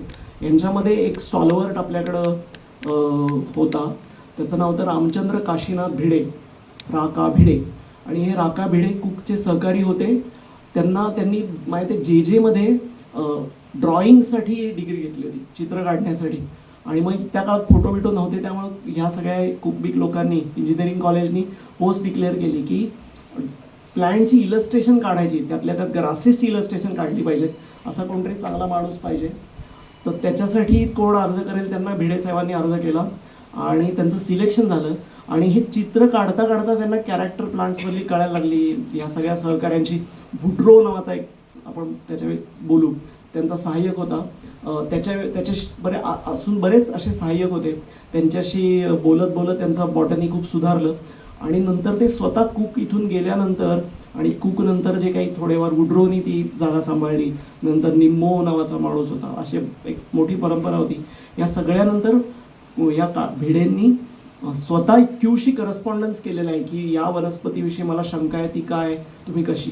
आणि हा करस्पॉन्डन्स दुर्दैवानं भारतात काहीच उपलब्ध नाही. क्यूनी त्यांचे जे लेटर्स त्या काळात क्यूला रिसीव्ह झालेले आहेत ही सुद्धा डिजिटाईज आणि आर्काईव्ह करून ठेवले आहेत इंग्लंडमधले क्यू गार्डनमध्ये. आणि त्याच्यामध्ये काशीनाथ भिडे, रामचंद्र काशीनाथ भिडेंची 2-4 पत्रं आहेत. आणि त्या पत्रांमध्ये हे तेच सगळे जे त्यांनी लिहिले ते वाचलं तर लक्षात येतं की या माणसांनी स्वतःचा व्यासंग किती वाढवला होता. आणि ग्रासचं विशेष काम होतं म्हणल्यावर एक जिनस तयार केला गेला, त्याला या भिडेंचं नाव दिलं, रामचंद्र काशीनाथ भिडे, 1873 ते 1946. आणि त्यानंतर हे काम झाल्यानंतर सुद्धा मग त्यांनी भाताच्याही नवीन व्हरायटीज शोधून काढल्या काही प्रमाणे. त्यानंतर ते ह्याच्यामध्ये हैदराबाद सरकारमध्ये अनेक वर्ष कामाला होते. असं नुसताच बॉटनीतला व्यासंग नाही तर बऱ्याच गोष्टी त्यांनी केलेल्या आहेत. कुकच्याच दरम्यान आणि कुकच्या नंतर त्याची जागा चालवणारा हा G.M. वुड्रो नावाचा एक बॉटॅनिस्ट होता. आणि या G.M. वुड्रोचा गंमत अशी आहे की ह्यांनी महाबळेश्वरवरून एक कंद वनस्पतीचा जमा केला आणि हा कंद काहीच कशाचा कंद आहे कळलं नाही आणि तो त्यांनी इंग्लंडला पाठवून दिला. आणि 2 वर्षांनी क्यू गार्डनमध्ये त्या कंदाला फुलं आली आणि तेव्हा कळलं की आधी भारतात माहिती असलेल्या स्पीसीजपेक्षा ही अतिशय वेगळी स्पीसीज आहे. आणि त्यामुळं त्याला तिकडं म्हणजे कंद आपला तो पाठवला बोटीने इंग्लंडला. तिथं त्याला 2 वर्ष त्यांनी त्या काय पॉली हाऊसमध्ये ग्रीन हाऊसमध्ये ठेवल्यानंतर त्याला फुलं आली. आणि त्यानंतर मग त्याला नाव द्यायचं बेकर नावाच्या एका माणसाने दिलेलं आहे. तिथं क्यूमध्ये बसून त्याला क्रायनम वुड्रोई असं नाव दिलं. आणि ही जी गणेश खिंड बोटॅनिकल गार्डन होती तिथं सुप्रिटेंडंट होता. त्यांनी अनेक गोष्टी G.M. वुड्रोनी केलेल्या आहेत. त्यातलं एक महत्त्वाचं काम म्हणजे कॉटनवरचं भारतात प्रकाशित होणारं पुस्तक हे पहिलं पुण्यातून प्रकाशित झालेलं आहे. ते या वुड्रोनी त्याच्यामध्ये कॉन्ट्रीब्यूट केलेलं आहे. तर या वुड्रोचा फोटोज अनेक वर्ष मिळत नव्हता. आणि मग आमचे गुरुजी आहेत केरळमध्ये सतीश कुमार सर, त्यांना मग मेल लिहिली मी, त्याच मेलचे स्क्रीनशॉट आहे. आणि त्यांनी त्यांच्या एका जॉन ब्रिटो सर हे जे तामिळनाडूत काम करणारे सायंटिस्ट होते त्यांनी ते शोधून काढलं आणि याचा G.M. वुड्रोचं एक इलस्ट्रेशन दिलं. त्यानंतर भारतात एक अतिशय महत्त्वाचं काम करणारा या इतिहासामधला फार सिनियर असा बॉटॅनिस्ट म्हणजे फादर सांताभाऊ. आणि हा फादर होता आणि धर्मप्रसारासाठी भारतात आला. पण भारतात आल्यावर त्याला अतिशय इथल्या वनस्पतींविषयी आवड निर्माण झाली आणि इथल्या वनस्पतींचा व्यासंग त्याचा होता. आणि त्यांनी त्याच्या PhD खंडाळा भागातल्या वनस्पती असा विषय निवडला आणि त्याच्यावर त्याला PhD मिळाली. पण इतका भरपूर त्याने व्यासंग केला की अनेक वनस्पतींच्या कुळांविषयी त्यांनी लिहून ठेवले. पुरंदरचा जो पहिला प्रकाशित फ्लोरा आहे, एकमेव प्रकाशित फ्लोरा पुरंदर किल्ल्याचा, हा या फादर सांताभाऊ यांनी केलेला आहे. आणि स्वातंत्र्य मिळाल्यानंतर बरेचसे यातले साहेब लोक जे होते ते परत निघून गेले, की आता कडे आपला गाव बरा असं म्हणून ते गेले असणार. पण हे सांताभाऊ भारतात राहिले, नुसते भारतात राहिले नाही तर भारतीय नागरिकत्व घेतलं. भारतातल्या त्या काळातल्या लोकांनी त्यांची योग्यता ओळखली. हे एकमेकापेक्षा किती अवघड एक स्टेप होत जातात बघा, की ते स्वातंत्र्यानंतर राहिल्यानंतर त्यांनी भारतीय नागरिकत्व घेतलं. इथल्या अधिकाऱ्यांना कळलं की हा महत्त्वाचा आहे, म्हणजे त्याला नोकरीत घेतलं. आणि नोकरीत कुठं पाठवलं त्यांना, काही लोक असतात शिलाँगच्या हार्बेरीमध्ये, ते अनेक वर्ष बिचारे होते नॉर्थ ईस्टमध्ये आणि एक्सपर्टाईज वेस्टर्न घाटचा. पण मग नंतर त्यांना डायरेक्टर केलं, बोटॅनिकल सर्व्हे ऑफ इंडियाचे डायरेक्टर झाले आणि त्यांना पद्मश्री मिळाली आणि मग मुंबईत त्यांचं निधन झालं. असा त्यांचाही एक मोठा इतिहास आहे. या सांताभाऊंच्या नावाने 2 खंडाळ्याचं सगळं त्यांनी काम केलेलं आहे आणि खूप सविस्तर लोकेशन, कुठल्या भागात आहे, काय आहे, हॅबिटॅट, अनेक गोष्टी त्यांनी लिहून ठेवल्या आहेत. आणि त्या पुस्तकातल्या सगळ्यात महत्त्वाचं नोट अशी आहे की कुकचा फ्लोरा ऑलरेडी पब्लिश झाला होता. हे सांताभाऊंनी लिहिलं की या फ्लोरामध्ये मी whatever I felt additional information to Cooke only is provided, की त्याच्या पलीकडं मी काही कुकचीच कॉपी करत, आम्ही कसं आमचे फ्लोरा लिहिताना निम्मा कुकचा कॉपी करून घेतला आहे तसं त्यांनी न करता फक्त ॲडिशनल जे काही महत्त्वाच्या नोट्स आहेत किंवा कुकला कुठं रेक्टिफाय करायची थोडीशी गरज आहे तेवढ्याच फक्त नोट्स त्या पुस्तकात लिहिल्या आहेत. कुक आणि नंतरचा खंडाळा फ्लोरा सांताभाऊ हे दोन्ही एकत्र का एखाद्या माणसाच्या हातात असतील तर नथिंग लाईक इट. याच्या 2 स्पीसीज, बऱ्याच स्पीस आहेत, 5-6 स्पीस आहेत. सांताभाऊ या नावाचा जिनसही आहे, पण त्याच्यातली एक महत्त्वाची म्हणजे इशिमम सांताभाऊ नावाची स्पीसीज आहे. आणि एक सिरोपेजियामध्ये एक सांताभाऊचं नाव दिलं आहे, सांताभाऊंचा फोटो, सिरोपेजिया सांताभाऊ. तर हे 2 स्पीसीज त्या सांताभाऊच्या नावाने घेतले आहेत. पंडित सर, किती वेळ घ्यायचा आहे मी अजून? खूप वेळ, कारण मला हे प्रकाशात जांभया मोजता येत नाही. तर नॉर्मली मी लेक्चरच्या दरम्यान जांभया मोजण्याचा माझा एक उपक्रम असतो. या कुकच्या आधी बोटॅनिकल सर्व्हे ऑफ इंडियाचे डायरेक्टर असलेले बोटॅनिकल सर्व्हे ऑफ इंडिया नव्हे, रॉयल बोटॅनिक गार्डन क्यूचे डायरेक्टर असलेले जोसेफ डाल्टन हुकर नावाचे एक बॉटॅनिस्ट होते. आणि हे अनेक अर्थाने ते अजब रसायन होतं. एक म्हणजे वडील त्यांचे बॉटनी शिकवायचे. वडील बॉटनी शिकवत असतील तर मुलं कधीच बॉटनी घेणार नाही. घाणे कसं बरोबर आहे ना. त्यांनी बॉटनी घेतल्यावर वडिलांच्या लेक्चरला बसायचे आणि तिथून त्यांनी ज्ञान मिळवलं. आणि पहिला त्यांनी क्यूला सांगितलं की मला पगार मिळणार आहे का नाही सांगा, मी नुसतंच ऑनररी काम करणार नाही. सो सगळे जे बॉटॅनिस्ट आत्ता ज्यांना पगार मिळतो त्यांच्यासाठी मार्ग निर्माण करणारे जोसेफ डाल्टन हुकर होते. आणि त्यांनी पहिल्यांदा अंटार्क्टिकाची एक सफर केली. अंटार्क्टिकानंतर ते आले क्यूमध्ये डायरेक्टर असतानाच. तेव्हा त्यांना 2 मार्ग होते. एक म्हणले ब्राझीलमध्ये जायचे का इंडियात जायचे, तर he chose India over Brazil. हे मोठा आपल्यावर उपकार करून ठेवले. आणि तो भारतात जोसेफ डाल्टन हुकर आले आणि इथल्या भागात त्यांनी हिमालय भागात भटकंती केली. आणि हिमालय भागात भटकंती केल्यानंतर परत कलकत्त्या इंग्लंडला जाऊन भारतातल्या सगळ्या वनस्पतींवर आधारित 1875 ते 1898 7 खंडात फ्लोरा ऑफ ब्रिटिश इंडिया, त्या काळातलं ब्रिटिश इंडिया होतं. तर त्यात म्यानमार होतं, पाकिस्तान होतं, बांगलादेश होतं, नेपाळ होतं, हा सगळा भाग होता. हा सगळा मिळून त्याचा एक 7 खंडात त्यांनी फ्लोरा म्हणजे वनस्पतींची एक सूची प्रकाशित केली. आणि ते जेव्हा भारतात आले तेव्हा अतिशय अनेक इंटरेस्टिंग हकीकती आहेत. ह्यांनी स्वतः जोसेफ डाल्टन हुकरनी पुस्तक लिहिलं आहे. त्यातलं एक महत्त्वाचं पुस्तक म्हणजे जोसेफ डाल्टन हुकर. एक जरा नेक्स्ट करा.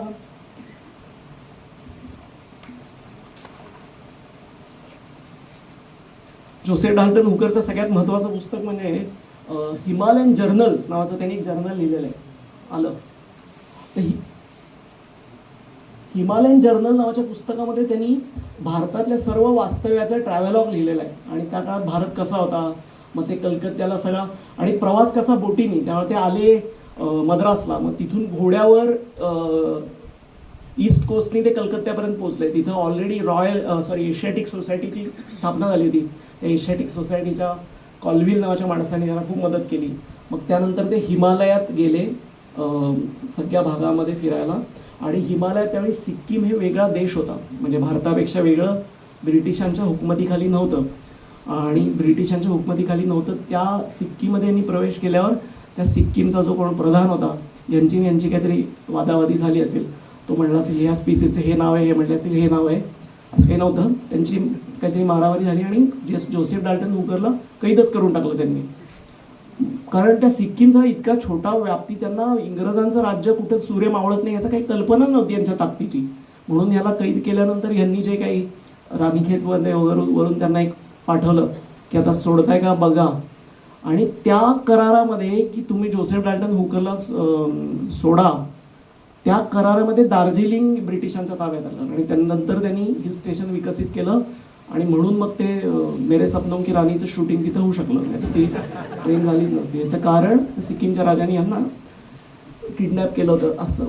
पण ते तिथून बाहेर आल्यानंतरही ते फिरले सगळीकडं आणि मेघालयात गेले. आणि मेघालयातून पहिली जी कीटकभक्षी वनस्पती आहे नेपॅन्थस खासियाना ती त्यांनी भारतातून डॉक्युमेंट केली. आणि असा सगळा हा जो प्रवास आहे त्यांचा हुकरचा तो त्यांनी त्या हिमालयन जर्नलमध्ये व्यवस्थित लिहून ठेवलेला आहे. त्या काळात त्यांनी अजून काय काम केलं तर हे जे मुघल दरबारात जे चित्रकार होते ना, ज्यांना मुख्य वेळ हा बादशाच्या हातावर बसलेला ससाणा आणि बादशाची, आता कसे सेल्फी आपण काढतो तसे बादशाच्या हातावर बसलेला ससाणा आणि बादशाह यांचे फोटो रंगवण्यामध्ये जो वेळ जात असायचा, तर तो हुकरनी त्या सगळ्या म्हणजे रिकाम्या झालेल्या, ज्यांना जॉबलेस झालेल्या चित्रकारांना पकडलं आणि म्हणलं आता माझ्याबरोबर चला. पण त्या चित्रकारांना हुकरला कन्व्हिन्स करावं लागलं की जे आहे तसंच काढा. त्या ससाण्याचं पीस मोठं काढलं तर बादशाह खुश व्हायचा, इथं आहे तसंच ते फुल काढलं पाहिजे, नाही तर हुकर साहेब चिडकाय. असं त्यांना काही वर्ष ट्रॉमामध्येच काढावे लागले असतील की आहे तसं काढायचं तर चित्र कसं काढायचं असा मुख्य प्रश्न त्यांना पडत असणार आहे. तर या सगळ्या चित्रकारांकडून त्यांनी या भागातली रंगीत चित्र काढून घेतली आणि विशेषतः या भागातल्या सगळ्या रोडोडेंड्रॉनचा अभ्यास केला. आणि त्या रोडोडेंड्रॉन्स ऑफ इंडिया असं पहिलं कलरफुल पुस्तक हे जोसेफ डाल्टन हुकरचं आहे. आणि हुकरनी अनेक स्पीसीज डिस्क्राईब केलेले आहेत. त्यातलं हे फार इंटरेस्टिंग आहे हिमालयन जर्नलमधलं की तो म्हणला की मला ते जेम्स कॉल्व्हिल जो होता प्रेसिडेंट ऑफ एशियाटिक सोसायटी ह्यांनी सर्वाधिक चांगली गिफ्ट दिलेली आहे भारतात आल्यावर. आणि ते गिफ्ट होती म्हणजे पालखी. कुठेतरी लिहिलं आहे इथं, लिहिलं आहे का कुठेही शब्द? हां, पालखी. आणि बाकीच्या पालख्या मोडून पडताना मग मी जे बघितलं हिमालयामध्ये चित्र त्या मानाने ही पालखी बरी स्ट्रॉंग होती. So I am thankful to him. आणि म्हणून एक स्पीसीसच त्यांच्या नावाने कॉल्व्हिल या नावाचा जीनस आहे प्लांट्समधला, हा त्यांनी ह्या कॉल्व्हिल जेम्स कॉल्व्हिलच्या नावाने हुकरने डिस्क्राईब केलेली स्पीसीज आहे, हा तो कॉल्व्हिल. त्यानंतर पुढचं कॉमोमेरेटिव्ह नेम सांगतो, कोणाच्या तरी स्मरणार्थ असलेली नावांचं हे सांगतोय. तर त्याच्यामध्ये ॲटेनबरो जो आहे, डेव्हिड ॲटेनबरो, त्याच्या नावानी स्पीसीज आहे नेपॅन्थस ॲटिनबरो ही नावाची. परत म्हणलं तसं एका मोठ्या माणसाचं कॉन्ट्रीब्युशन कमोमेरेट करण्यासाठी स्पीसीज केलेली आहे. त्यानंतर हे माहिती आहे कोणाला काय प्लांट आहे? कढीपत्ता. आणि कढीपत्त्याचं जे नाव आहे ते मुरैया कोइंगी नावाने. हे कोइंगी नाव ह्या कोइंग नावाच्या माणसाच्या स्मरणात आहे. जोहान किंवा जॉन काय योहान काय म्हणाल ते, हां हां. आता काय उच्चार माहीत नाही, स्पेलिंग बरोबर लिहिल्याशी मतलब काय उच्चार करायचा? ओके, बरं झालं मी तिकडं क्योनिग. मी काय जर्मन नाव आहे, राईट. अगदी जर्मन होता आणि तो त्या आपल्याकडे आलेला, तो बादशाच्या दरबारात गेला आणि बादशाच्या दरबारात म्हणला, हा लिनायसचा शिष्य होता आणि लिनायसनी जगभर आपले शिष्य पाठवले होते आणि त्यांना म्हणलं तर त्या भागातल्या वनस्पती तुम्ही जमा करा आणि मला स्पेसिमेन पाठवा आणि त्याच्यावर आधारित मी नावं देतो. ह्याच्यामध्ये लिनायसच्या काही गफलती झालेल्या आहेत की भारत आणि मलेशियामधून बरेचदा असं आलं की एकच स्पीसीज वेगवेगळ्या लोकांनी पाठवली, त्यांनी एकच वेगवेगळी नावं देऊन टाकली. अशा लिनायसच्या खूप काय काय याच्यामध्ये गफलती झालेल्या आहेत. तर ह्याच्याविषयी गोष्ट सांगतात, आता ही खरी आहे का खोटी आहे माहीत नाही. तर या ज्या माणसाला आहे, त्याचं आता आडनाव यांनी सांगितलं, ते त्या माणसाला भयंकर फ्रस्ट्रेशन आलं की मी म्हणजे तो मिड लाईफ क्रायसिस असतो ना लोकांना, तसं ह्याला आलं असणार की मी कशासाठी हे करतो. मी एवढ्या वनस्पती जमा करतो आणि हे लिनायस स्वतःच्याच नावाने छापतायत सगळी. तर ते कॉर्पोरेट कल्चर सुरू व्हायचं होतं, त्यामुळे त्याला त्यावेळी वाटलं की आपल्याला योग्य तो हे मिळाला पाहिजे, न्याय काय आपल्या कामाला.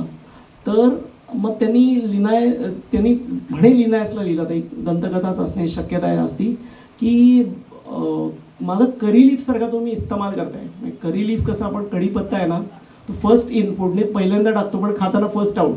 So first in first out, त्याला काही अन्न म्हणून त्याला महत्त्वच नाही. तसं तुम्ही माझा कढीपत्त्यासारखा वापर करून टाकला आहे असं दिसतंय. कोणा मला काही क्रेडिट मिळत नाही आहे. म्हणलं ते लिनायस म्हणे कढीपत्ता म्हणजे काय आहे? तर ते म्हणले असं असं भारतात मिळणारं एक प्लांट आहे. तर ते म्हणले आता त्याला तुझंच नाव देऊन टाकू. म्हणून त्याचं ते मुरैया, ते जे तुम्ही नाव म्हणलं त्याच्या नावाने हे नाव दिलेलं आहे. आता ग्रीक आणि लॅटिन वर्ड्सपासून तयार झालेली नावं जशी तसे ग्रीक आणि लॅटिन वर्ड काही ठिकाणी वापरलेले आहेत. त्यातला हे एकमेव प्लांट आपल्याकडचं प्रॉली या प्रकारचं आहे. नाहीतर ते ते जो मूळ शब्द आहे, मूळ आहे रूट, ते वापरून मग त्याच्यावर आधारित नावं तयार केली जातात. तसे फिलिसियम नावाचं, फिलिसियम शब्दाचा अर्थ डिसेप्टिव्ह, फसवं. तर हे जे प्लांट आहे फिलिसियम डेसिपियन्स नावाचं, डेसिपियन्स म्हणजे डिसेप्टिव्ह. तर ते फिलिसियम म्हणजे फन लाईक आणि डेसिपेन्स म्हणजे डिसेप्टिव्ह. तर हे डिसेप्टिव्ह फनसारखं दिसतं, म्हणून तसं त्याचं नाव जे आहे ग्रीक लॅटिन ओरिजिनचं वापरलेलं आहे.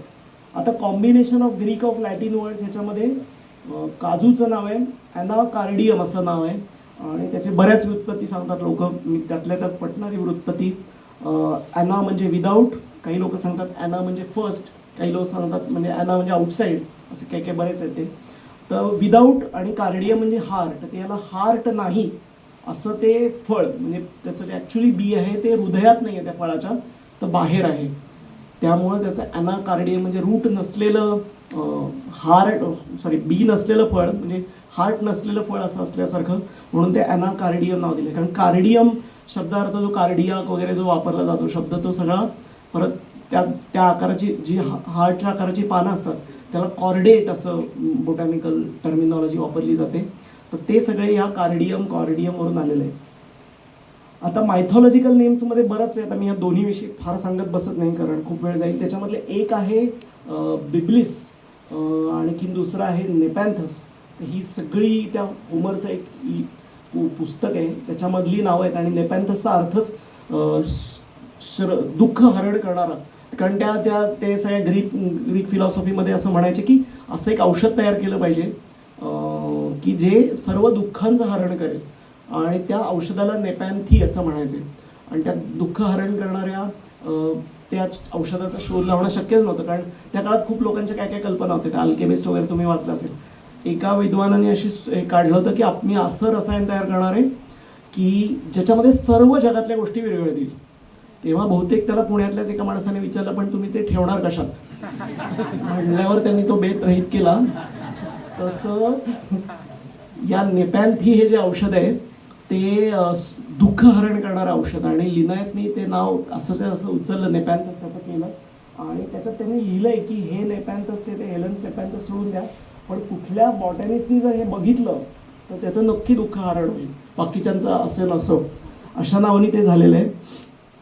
भारतातले ऑर्किड्सविषयी ज्यांनी काम केलं आहे त्याच्यामध्ये निम्मी ऑर्किड इंग्लंडला जायची आयडेंटिफिकेशनला, निम्मी ऑर्किड फ्रान्समध्ये जायची. त्याच्यामध्ये फ्रान्सला जी ऑर्किड जायची त्या एका अत्यंत क्रेझी अशा असलेल्या माणसाकडे जायची. त्याचं नाव होतं, प्लीज माझं नाव करेक्ट करा, रायचेनबॅक असं म्हणतो मी, फ्रेंच नाव आहे परत त्या माणसाचं. कसं म्हणता येईल त्याला?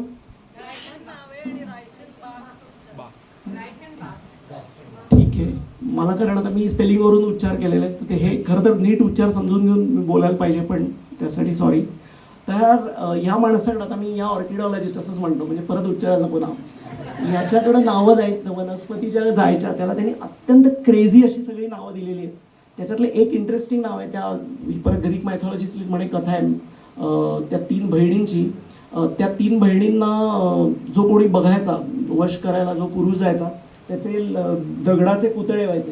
हे बघा, म्हणजे हे मला फार आवडतं, कारण आत्ताच्या नेत्यांचे भविष्यात पुतळे करायचे असतील तर याच यांच्याकडे पाठवा, म्हणजे आत्ताची कटकट मेटेरियल भविष्यातली सोय होईल असं मला वाटतं. तर त्यातली ही जी होती, एक बहीण होती 3 पैकी, तिचं नाव होतं मेड्युसा. आणि त्या मेड्युसाचं वैशिष्ट्य असं होतं की तिचे केस जे होते ते सापांसारखे होते. आणि हे मेड्युसाचं, ती ही मेड्युसा आहे. तर त्या ज्या ऑर्किडॉलॉजिस्ट रायकेनबाख असं म्हणतोय मी, त्यांनी हे बल्बोफायलमची स्पीसीज बघितल्यावर त्याला मेड्युसी असं नाव दिलेलं आहे. बल्बोफायलम मेड्युसी असं त्याचं नाव आहे. त्यानंतर ड्रॅक्युला, तुम्हाला माहिती असेल, ड्रॅक्युला नावाने जीनस आहे ऑर्किडमध्ये, परत ह्याच माणसाने दिलेलं आहे. अत्यंत क्रेझी आणि इंटरेस्टिंग नाव आहे हे सगळे ड्रॅक्युला. तो मंकी ऑर्किड म्हणून जे काही सह्याद्रीत काहीतरी वर्षाने फुललेले म्हणून व्हॉट्सअप फॉरवर्ड येतात ना, ते मंकी ऑर्किड मूळचं मेसो अमेरिकेतले, आपल्याकडचं नाही. तर त्याचाही या मंकी ऑर्किडचं जिनस आहे ड्रॅक्युला आहे आणि ते परत या रॅकेनबाखने दिलेलं नाव आहे. ओबेरोनिया नावाचं एका प्रिन्स ऑफ फेरीजवरून दिलेलं एका ऑर्किडचं नाव आहे. असे मायथॉलॉजी किंवा पुराण कथातल्या बऱ्याच सिसस आहे, नार्सिसस आहे, बऱ्याच गोष्टी आहेत त्यांच्या बऱ्याच यांनी नावाने. निम्फिया उदाहरणार्थ जलपरीला निम्फ जे म्हणतात त्याच्यावरून कमळाचं नाव निम्फिया, अशी खूप उदाहरणं आहेत. अदर लँग्वेजेसमध्ये वर्ड्स जसे तसे घेऊन किंवा थोडेफार मॉडिफाय करून बरीच वनस्पतींची नावं आली आहेत. सर 10 मिनटं कुठे तुम्ही?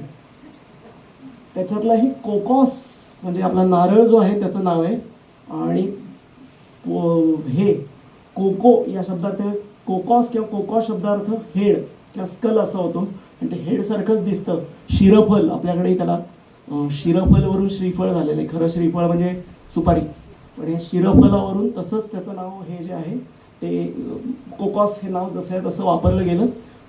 आणि याच्यात प्रवाद असा आहे किंवा गंमत अशी आहे की ज्या बेटावर नारळ खूप मोठ्या प्रमाणात मिळायचे त्या बेटाला कोकॉस बेटा म्हणायला सुरुवात केली. उलटं झालेलं, वनस्पतीच्या नावावरून ते नाव आलेलं आहे. हे आपल्याकडचं प्लांट आहे. कुठलं आहे? जाऊ दे, फोटो चांगला नाही, तुमचं चुकलं म्हणजे फोटो चांगला नाही. तर अर्जुन हे परत आपल्या संस्कृतमधलं टर्मिनल आहे. अर्जुना प्लांट आहे. त्यानंतर पुत्रनजीवा रॉक्सबर्ग आहे. पुत्रनजीव संस्कृत नावावरून जसा तसा हा जिनस घेतलेला आहे. हे फार इंटरेस्टिंग आहे. हे मला ह्याचा आणखीन शोध लावण्याची गरज आहे.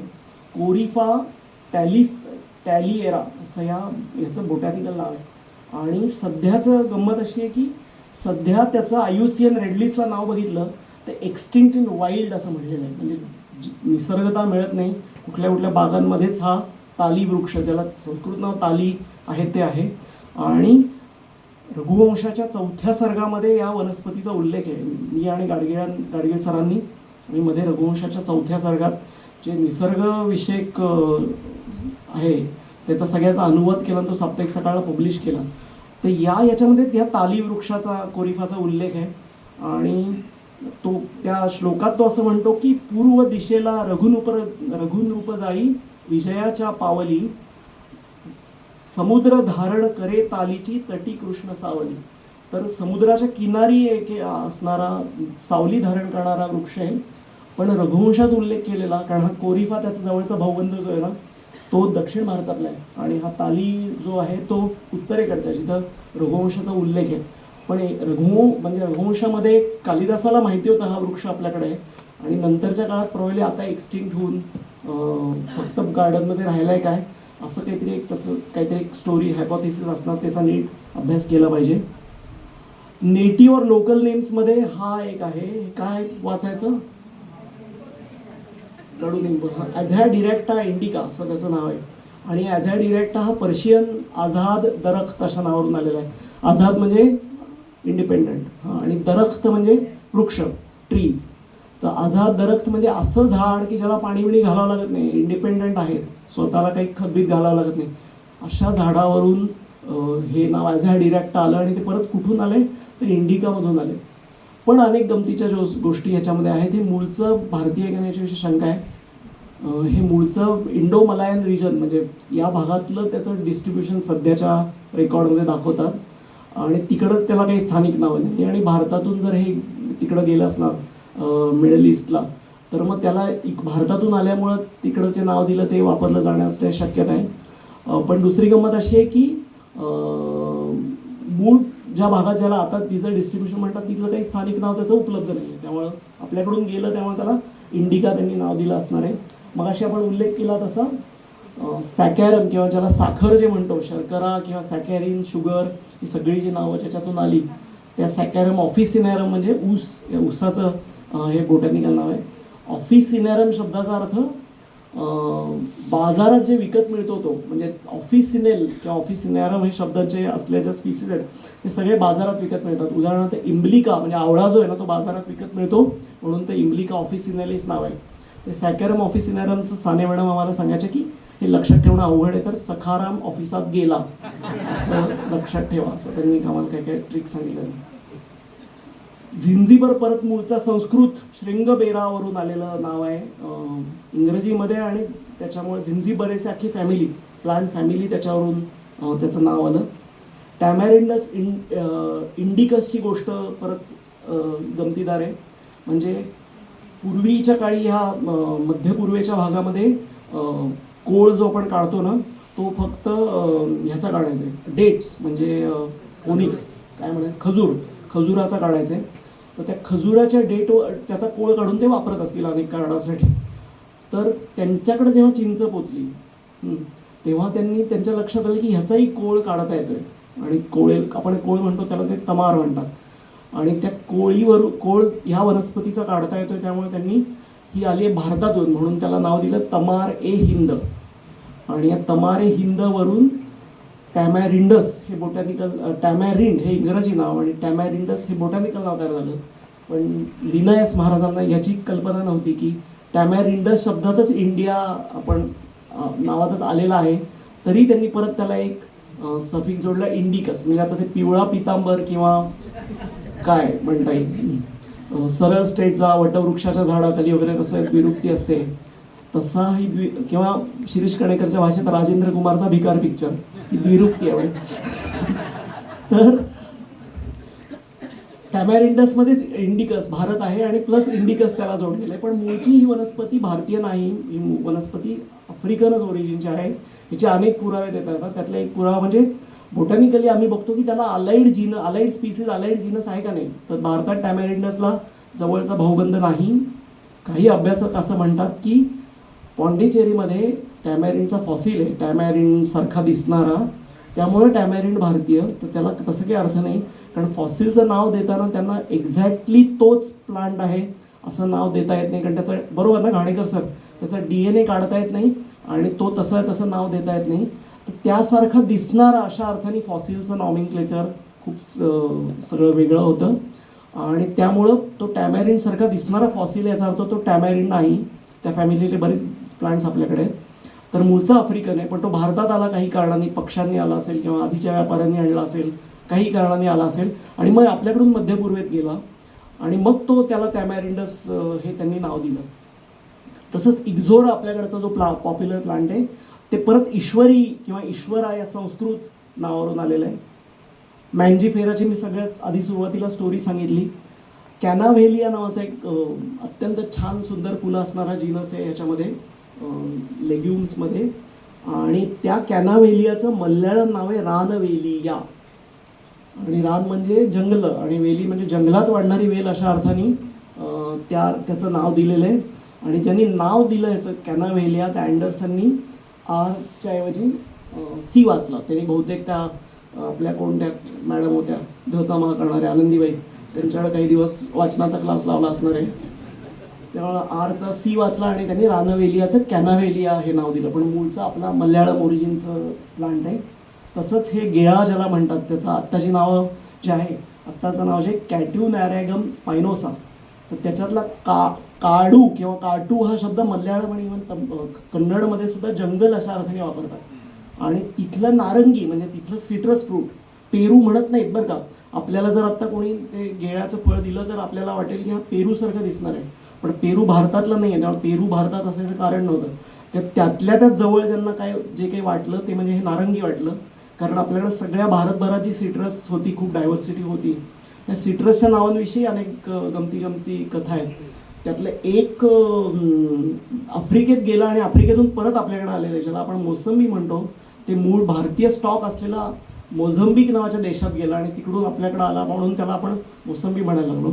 सिट्रसच्या नावाविषयी खूप गमती आहेत. तर तसं जवळचं या गेळ्याच्या फळाला दिसणारं म्हणजे नारंगी, त्यामुळे त्याला काळू नारंगी म्हणजे जंगली नारंगी असं नाव दिलं आणि त्याच्यावर त्यांचं कॅट्युनॅरॅगम नाव दिलेलं आहे. स्पष्ट छान आणि स्वच्छ अशा मराठी नावावरून आलेलं बोटॅनिकल नाव म्हणजे कार्विया. कार्वी नावावरून कार्विया कॅलोसा नाव आलं. कॅलोसा म्हणजे त्याला असे स्ट्रक्चर्स असतात. स्टेम जर तुम्ही बघितलं तसे पांढरे असे धागे आल्यासारखं किंवा ट्युबरक्युलेशन्स आल्यासारखे असतात, त्यामुळे त्याला कार्विया कॅलोसा म्हणतात. पण हे जे नाव आहे ब्रेमेकॅम्पी दिलेलं ते कार्विया नावाचा जीनस आहे, तो मराठी नावावरून आलेलं आहे. आणि आता त्याचं नाव स्टॉबिलॅन्थसच वापरतात, पण मध्ये बरीच नावं त्याची निर्माण झाली. म्हणजे स्टॉबिलॅन्थस नावाचा मोठा ग्रुप होता. तर काही लोकांना असं वाटलं की या मोठ्या ग्रुपला सगळ्याला स्टॉबिलॅन्थस म्हणणं बरोबर नाही, त्याच्यात वेगवेगळे गट आहेत. तर ते गट पाडताना त्यांनी मग एकाला कार्विया केलं, एकाला थेलीपिपेल केलं, एकाला निलगिरीवर, ज्याच्यात निलगिरीमध्ये निलगिरी पर्वतात ज्याची पुष्प फुलं खूप डॉमिनंट आहेत त्याचं निलगिरी अँथस नावाचा एक मोठा त्याच्यामधला जीनस आहे. त्यानंतर आपल्याकडं सूर्यनारायण म्हणून सर होते बी रिसर्च इन्स्टिट्यूटला, त्यांनी दिलेला कार्वी ग्रुपमधला सगळ्यात उत्तम नाव म्हणजे सुपुष्पा स्क्रॉबिक्युलेटा नावाचा जीनस आहे. म्हणजे महाबळेश्वरला लॉडविक पॉईंट किंवा आंबोली वगैरे भागात तो सुपुष्पा मिळतो. तर हे परत स्थानिक नावावरून पण छान सुंदर दिसणाऱ्या, ग्रामीण नाव नाही, शहरीच नाव आहे, पण दिलेलं नाव या कार्वी गटातल्या वनस्पतीनं सुपुष्पा आपल्या ह्याच्यावरून. ते आता सगळे स्टॉबिलॅन्थसमध्ये परत आलेले आहेत, पण मधल्या काळात त्याला वेगवेगळी जी नावं होती ती सुद्धा इंटरेस्टिंग होती. त्यानंतर प्रत्येक ह्याची स्थानिक नावांविषयी अनेक गोष्टी आहेत की हे ह्यांनी धर्मप्रसारासाठी हे मूळचा जो पॅसिफ्लोरा आहे तो अमेरिकन जीनस आहे, आपल्याकडं नव्हता, आफ्रिकेतही नव्हता आणि इंडियन याच्यामध्येही नव्हता, हे सगळे आपल्याकडं आलेले आहेत. त्या ह्याच्यावर फीड होणारे एक हेलिकोनियन बटरफ्लाय नावाचा बटरफ्लायचा ग्रुप आहे. तो बटरफ्लायचा ग्रुप, तो जो मोनार्क मायग्रेट करतात ना दक्षिण उत्तर अमेरिकेमध्ये, तो आपल्याकडं बटरफ्लायचा ग्रुप नाही, कारण पॅसिफ्लोरा नाही, त्याचं होस्ट प्लांट नाही. तर पॅसिफ्लोरा जिथं जिथं त्यांनी दिला तर हा ख्रिस्ताचा किरीट आहे, म्हणजे मुकुट आहे, त्यात असं त्यांनी प्रसार केला नाही. हे देवाचं प्लांट आहे ना. आपण आल्यावर त्याला हे सगळं माहिती आहे का नाही माहीत नाही, कृष्ण कमळ असं नाव दिलं, कारण ते रंगावरून असेल. हे एक फार इंटरेस्टिंग, शेवटच्या काही स्लाईड्स आहेत, एक इंटरेस्टिंग ऑर्किडचं नाव आहे. हे वाचता येईल का मला? मी प्रयत्न करू का? कोण वाचेल हे?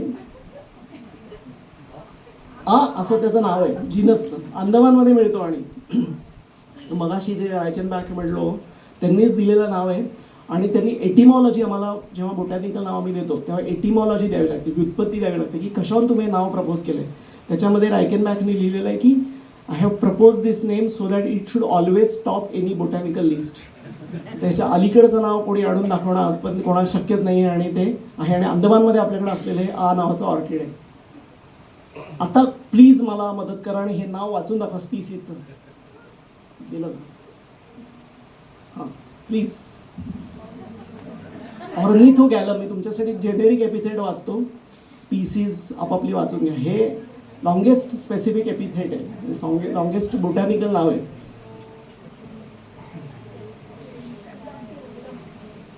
असे जर पासवर्ड ठेवले तर कुठल्या हॅकरला बोटॅनिकचा कम्प्युटर हॅक करता येईल. आणि भारतातलं सगळ्यात मोठं नाव कुठलं माहिती आहे का कोणाला काही कल्पना? रिन्वाशिओ डेंड्रॉन अन्नामलायानम जे नाव आहे ते biggest botanical name in India.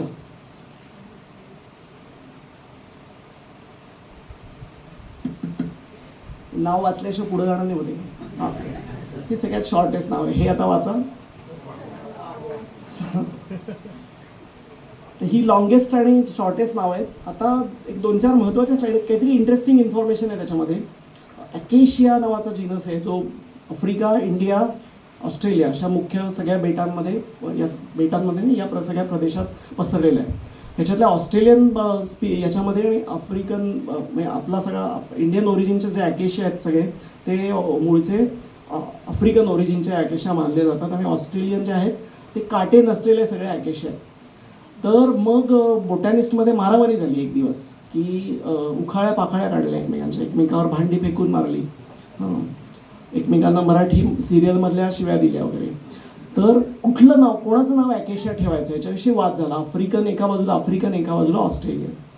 तर आफ्रिकन म्हणत होते की आमचंच नाव मूळ ॲकेशिया, आफ्रिकनमध्ये आपण त्याच्यात आलो कारण आपल्याकडे ओरिजिन तेच आहे. कारण ॲकेशिया शब्दाचा अर्थ हा काटे असलेला, अशा अर्थाने ॲकेशिया वापरला जातं.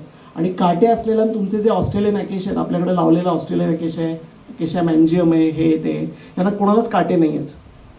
तर त्यामुळे तुमचा कसा ॲकेशिया नावाचा अर्थ काटे असेल तर तुमचा कसा ॲकेशिया होईल.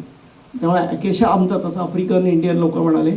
ऑस्ट्रेलियन म्हणले याच्या उलट, पण ॲकेशिया स्पीसीचा एक टाईप, ॲकेशिया जीनस एक टाईप स्पीसीज असते ती आमच्याकडची आहे. मग ती आमच्या असल्यामुळे आमचा जीनस. शेवटी असं म्हणणं झालं की आपल्याला फार थोडे ॲकेशिया माहिती असतात, आपण डायव्हर्सिटी वगैरे म्हणतो. ऑस्ट्रेलियात अगणित ॲकेशियाच्या स्पीसीज आहेत. तर ज्यांची नावं बदलायला कमीत कमी त्रास होईल म्हणून मग सगळ्या भारतीय ॲकेशियाची नावं बदलली. आता आपल्याकडे ॲकेशिया म्हणत नाही, आपण त्याला सेनेगॅलिया नावाचा जीनस आहे किंवा व्हॅचेलिया नावाचा जीनस आहे. अशा 2-3 जीनसमध्ये इंडियन ॲकेशिया बसवलेले आहेत. कारण ऑस्ट्रेलियनची नावं बदलायची असती तर 1500 नावं बदलावी लागली असती. पण के एन गांधी जे एक हार्वर्ड युनिव्हर्सिटीमधले नॉमिनक्लेचर रजिस्ट्रार आहेत, त्यांनी इंटरेस्टिंग काही सांगितलं आहे की हा ॲकेशिया जो आहे तो मूळ संस्कृत आकाशा नावावरून आलेला आहे, त्याचा काट्यांशी काही संबंध नाही. ही सविस्तर मेल आहे, तर तो एक इंडियन ओरिजिनचा आहे. हे एक इंटरेस्टिंग प्लांट आहे. सेगेस बेक नावाचा एक विद्वान होता, हा जेव्हा लिनायस काम करत होता त्या लिनायसच्याच बरोबर असणारा उपसाला युनिव्हर्सिटीमध्ये. मात्र हा अतिशय लिनायसचा द्वेष करायचा आणि लिनायसला सारखं पाण्यात बघायचा. हे म्हणलं लिनायसने काय केलं की तिथं येणाऱ्या अत्यंत दुर्गंधी असलेल्या अतिशय खराब झाडाला आणि लोक ज्याला टाळतात त्या झाडाला सेगेसबेकचं नाव दिलं आणि त्याला सेगेसबेकिया, आपल्याकडची ती ओरिएंटली स्पीसीज एवढी घाण वास येणार नाही पण मूळ जी असणार आहे ती आहे. तर अत्यंत घाण वास येणाऱ्या नावाला झाडाला सेगेसबेकिया नाव दिलं आणि त्याला सेगेसबेक काहीच करू शकला नाही. तर असाही तुम्हाला बॉटॅनिस्ट असेल तर बदला लोकांचा घेता येतो. प्लेसेस ऑफ ओरिजिनवरून काही काही नावं आहेत. उदाहरणार्थ दीपकाडी गोयन्स नावाची जनार्दनम सरांनी डिस्क्राईब केलेलं स्पीसीज आहे, गोव्यावरून आहे आणि सध्याच्या काही लोकांना आवडेल असं एक बॉटॅनिकल नाव आहे ते नेपेटा हिंदोस्ताना असं नाव. इंडिका आणि इंडिया, महाराष्ट्रांचीच अशी खूप सगळी नावं आहेत पण हे हिंदोस्ताना असलेलं आहे. थांबूया आपण आणि काही प्रश्न असतील तर घेऊया.